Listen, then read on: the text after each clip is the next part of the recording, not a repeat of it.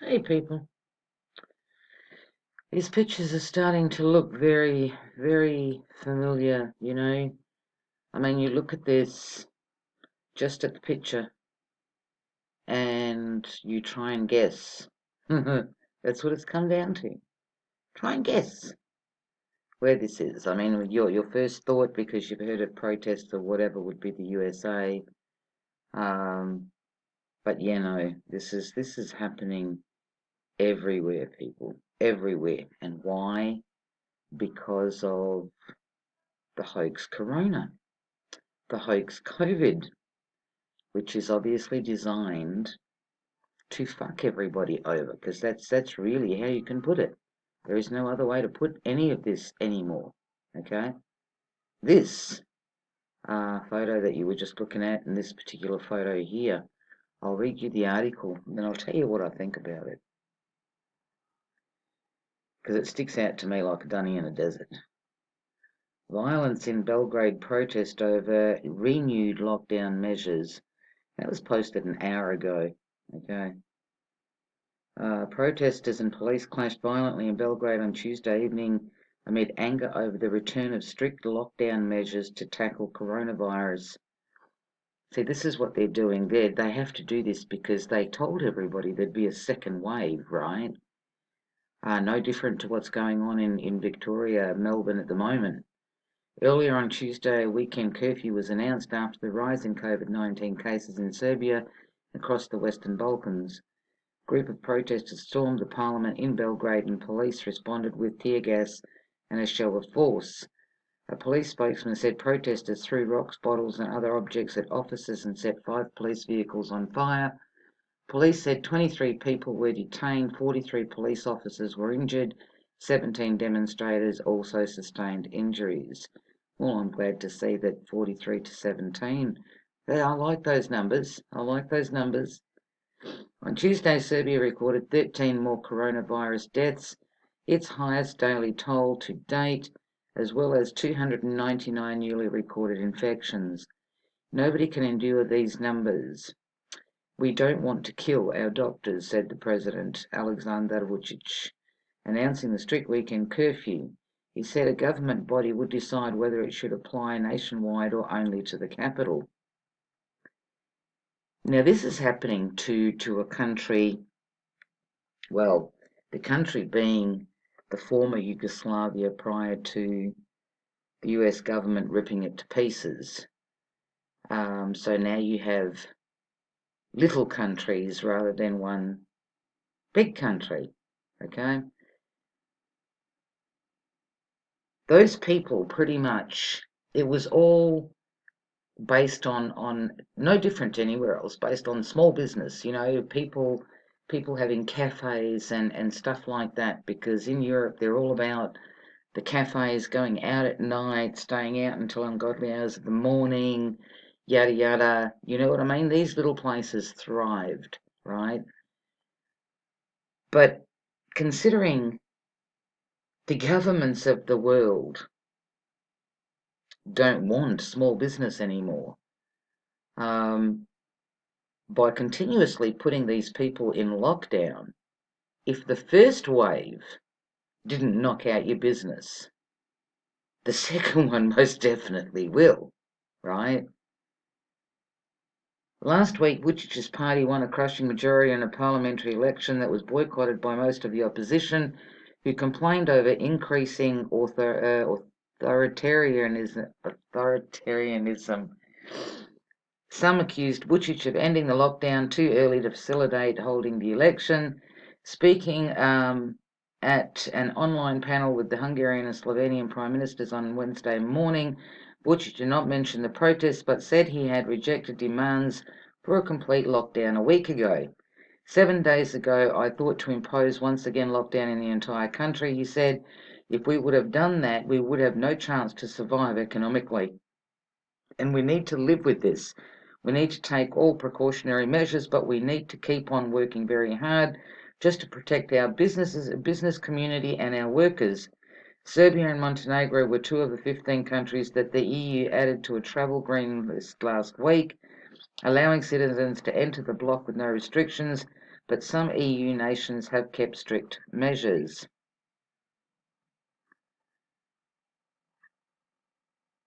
Austria last week issued its highest category of travel warning for the whole of the Western Balkans, recommending that any Australian citizens travelling there return home immediately, where they should self-isolate for 14 days. The move was linked to a reported increase in cases in Austria from travellers arriving from the region. On Saturday, Bosnia recorded its highest daily number of cases, with 289 new infections, including 99 in the capital, Sarajevo, where life has largely returned to normal after the end of lockdown. In Kosovo, there was also a spike in cases, and on Sunday, the Prime Minister Abdullah Hoti announced the introduction of curfews after 9 p.m. in a number of cities, including the capital, Pristina. Bars and restaurants were also required to close at 9 p.m. What got me thinking here, okay, was the fact that Western Australia, for example, I mean, we're pretty isolated from everybody. We're isolated from all the countries of the world. We couldn't get any further away. You know what I mean? We're isolated in the sense of we've got ocean all around us. Just that kind of stuff, right? So, and plus to West Australia being on the coast mostly, as far as people and housing and that kind of stuff, we're a long way away from the eastern states of Australia. So, unless a rabbit decided to bring it from the eastern states here to Perth, which you guys know I don't believe in this fucking virus, okay? Let's get that straight. This has been nothing more than a hoax. This is just fucking over small business. It's fucking over people's lives. It's pushing people to the brink of fucking suicide. It's pushing people into depression. You know my thoughts on this, okay? So we're kind of isolated, all right, here in WA, Australia. But I saw this article. It was saying that Perth, okay, Perth, because we've done so well, because we're all little kindergarteners, we're all children, we've done so well and we've had no cases and yada yada, that they're allowing now people to travel here, okay, as far as tourism. My thoughts on this after watching what's going on in Victoria and Melbourne, okay?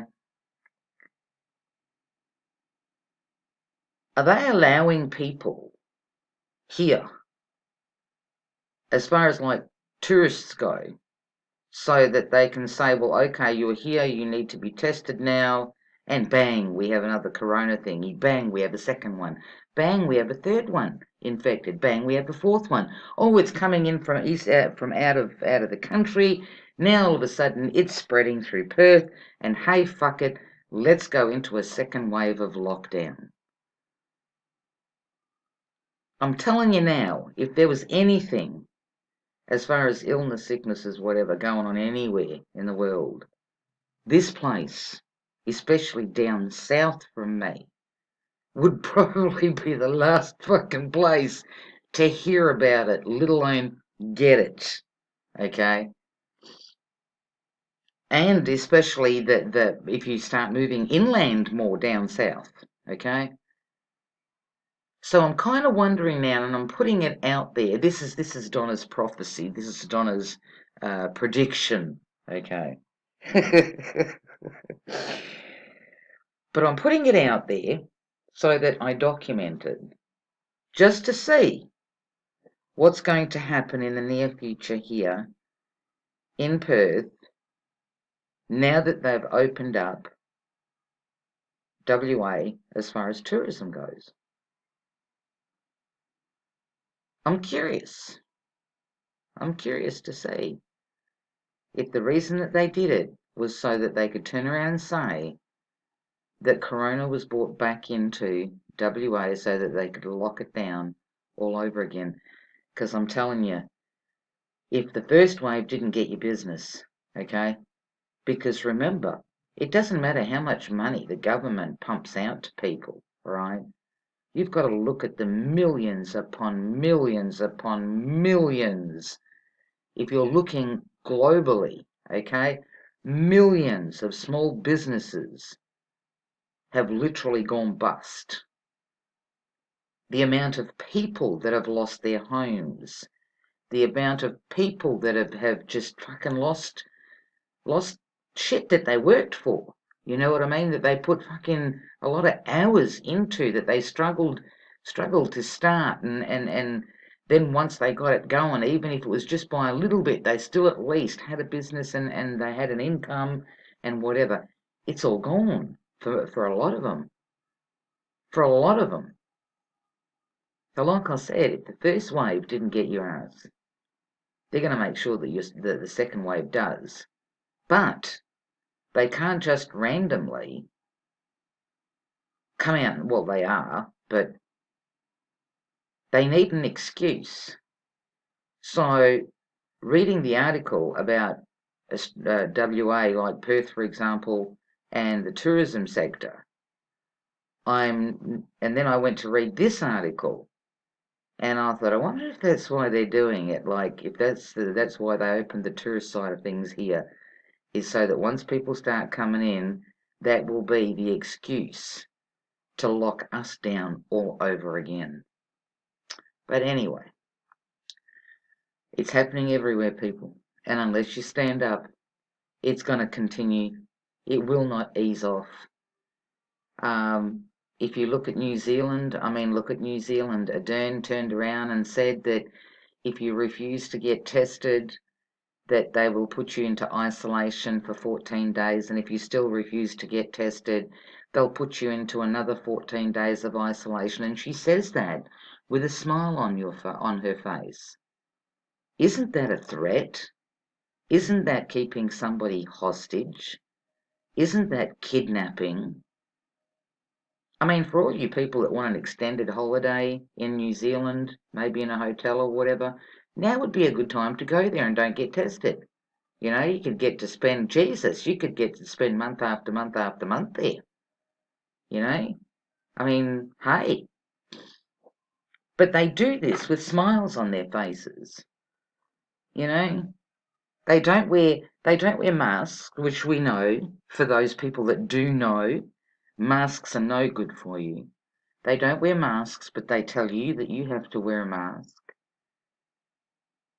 They don't socially distance, but they tell you that you have to stay social distancing. Sorry, I've got partial hiccups here. Somebody's obviously talking about my ass. But this is going to continue, people, until people stand up. What is it that you're waiting for? What is it that you're waiting for? There's no point 10 people standing up. There's no point 2,000 people standing up. The only time that something will change if a whole country stands up and says, no, fuck you, we're not doing this. We're not doing this. And enough is enough. It's going to take one country to do it and the rest will follow. Who is going to be that country of people where enough people are awake to literally get the rest of that particular country to stand up and say no more? You want to keep your business? Stand up. You want to keep the same livelihood that you had before, whatever? Stand up. It's now or never, people. It's now or never. But anyway, I thought I'd document my thing about Perth, Australia. Let's see if it happens, shall we? Let's see if it happens.